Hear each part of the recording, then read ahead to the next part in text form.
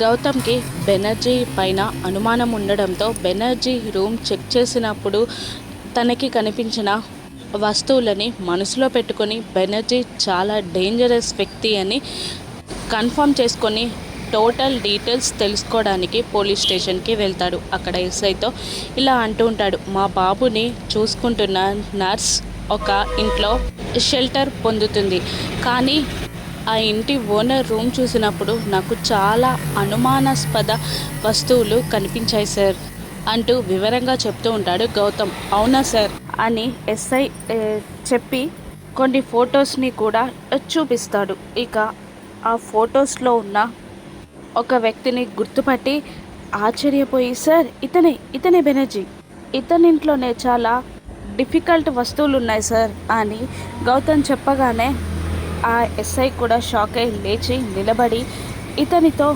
చాలామంది టెర్రరిస్టులకి సంబంధాలు ఉన్నట్టు మాకు కూడా అనుమానంగా ఉంది అంటూ వాళ్ళిద్దరూ మాట్లాడుకుంటూ ఉంటారు. అహల్యకి గౌతమ్ చెప్పిన మాటలు గుర్తొస్తూ ఉంటాయి.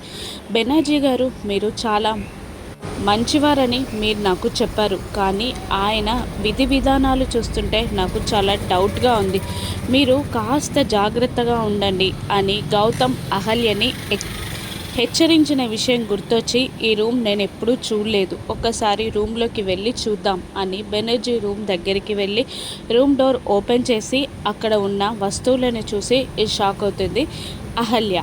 ఆ రూమ్లో ఏం చూసింది అహల్య? బెనర్జీ బాస్ మాస్క్ చూసిందా, గన్, కత్తులు అవన్నీ చూసిందా? బెనర్జీ నుండి అహల్యని గౌతమ్ ఎలా కాపాడతాడు? బెనర్జీ దేనికోసం తన వెంట పడుతున్నాడు? గౌతమ్ తెలుసుకోగలుగుతాడా? రాను ఎపిసోడ్స్లో చూద్దాం. Thank you for watching.